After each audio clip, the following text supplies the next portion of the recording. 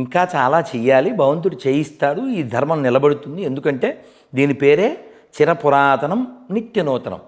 ఉదయనిధి స్టాలిన్ అనేవాడు మనకు పుట్టినవాడే. వాళ్ళ అమ్మ పేరు దుర్గా. మొన్న కూడా ఆవిడ గుడికి వచ్చింది, తిరుమలకి వచ్చింది మొన్నే వారం క్రితం.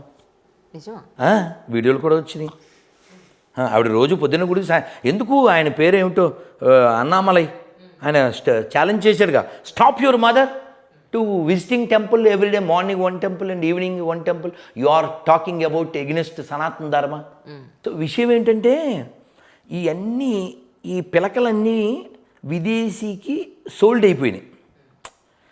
ఇప్పుడు ఇక్కడ లేనిది ఏముంటే చెప్పండి.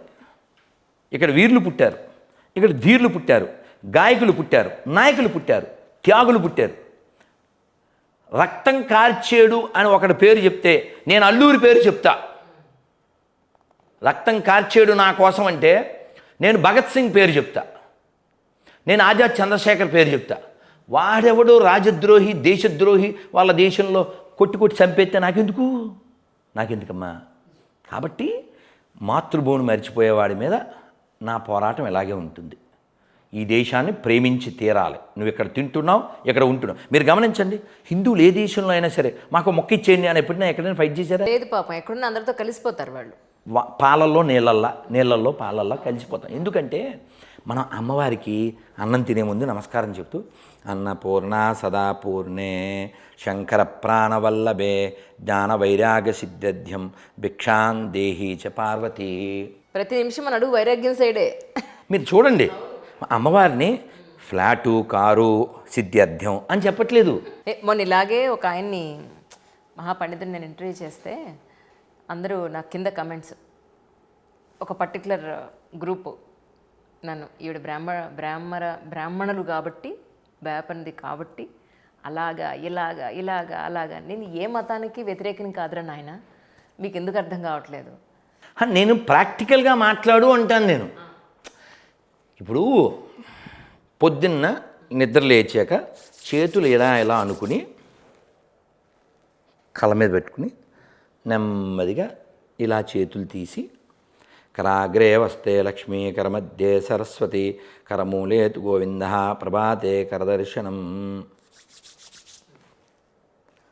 సరే, ఇప్పుడు ఈ శ్లోకం చెప్పకు, కానీ నువ్వు ముస్లిం అయినా క్రిస్టియన్ అయినా అసలు నువ్వు ఏ మతాన్ని నమ్మపోయినా ఇలా అనుకోవడం అయితే హెల్దీయేగా. కావాలితే డాక్టర్స్ని అడుగు, సైంటిస్టులను అడుగు. పొద్దున్న లేవగానే కళ్ళు నెమ్మదిగా తెరవాలి, ఎడం పక్క నుంచి చెయ్యి ఇలా పెట్టుకుని లేవాలి, లేవగానే మాట్లాడకూడదు.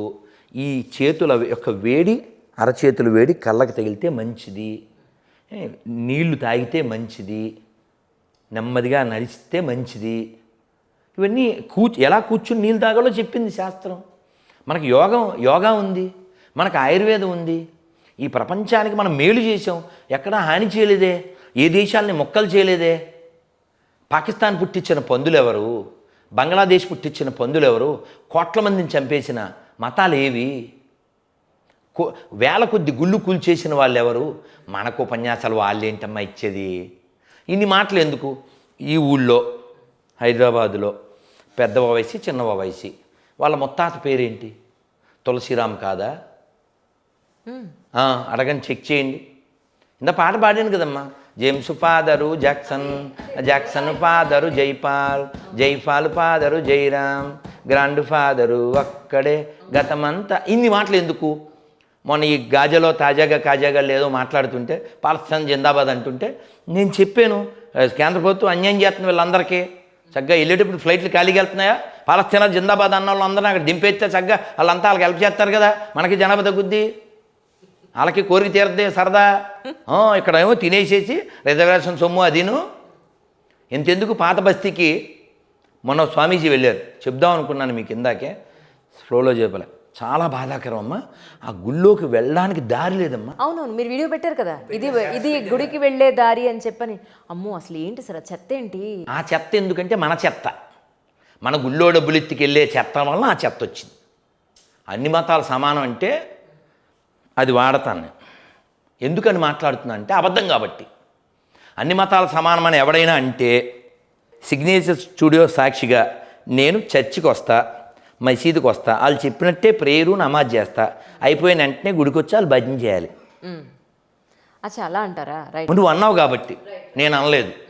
5,000 సమానం కాదు, అమ్మ బొమ్మ సమానం కాదు, గుళ్ళో నంది ఊళ్ళో పంది సమానం కాదు. సనాతన ధర్మము అందరూ బాగుండాలని కోరుకుంటుంది. వాడి మతంతో, వాడి గతంతో, వాడి రంగుతో, వాడి వర్ణంతో, వాడి ప్రాంతంతో, వాడి భాషతో, వాడి జాతితో సంబంధం లేకుండా సర్వే జన సుఖనే భవంతు. నేను చెప్పగలను. ఓ ముస్లిము ఇక్కడే లాంగేగో సిటీ బస్సులో వెళ్తుంటే ఇక్కడ ఎవరు ముస్లిమ్స్ క్రైస్తవులు లేరని అందరు హిందువులే అన్నా. ఆయిషా कैसे बोलता है, हम मुसलमान हैं అన్నాడు. సరే देखेंगे సర్వే జన इसके बाद में क्या है, సుగుణ భవంతు. వెంటనే చెప్పాడు. ఎలా చెప్పావు ఎందుకు చెప్పావంటే మన బ్లడ్లో ఉంది, అది మన హెడ్లో ఉంది, ఈ మట్టిలో ఉంది. అవును అవును. అంతెందుకు ఆ ఫరూక్ అబ్దుల్లా ఆయన ఏం చెప్పాడు, ఒక 7 తరాల క్రితం గులాం నబీ ఆజాద్ చెప్పాడు, ఒక 6-7 తరాల క్రితం మేమంతా ఇక్కడ వాళ్ళమే, ఇక్కడ వాళ్ళకి పుట్టిన వాళ్ళమే. ఇస్లాం కంటే ఇండియాలోకి ముందే సనాతన ధర్మం ఉంది. ఇండోనేషియా జాతీయ గ్రంథం రామాయణం. ప్రపంచంలో ఎక్కడైనా తవ్వండి, ఓ శివుడి విగ్రహం, అవును, ఓ శివలింగం, ఓ విష్ణుమూర్తి విగ్రహం, ఓ గణపతి. అవును. లాస్ట్ టైం కూడా ఇక్కడ పాకిస్తాన్లో ఒక బిల్డింగ్ అంతా కూల్ చేస్తారు. పాకిస్తాన్లో దొరకడం పెద్ద గొప్ప, అది మనదే ఇప్పటికీ ఎప్పటికీ మనదే. ఇప్పుడు ఆటో మీద ఆల్టో అని రాస్తే ఏమవుద్దమ్మా, అయిపోద్దా?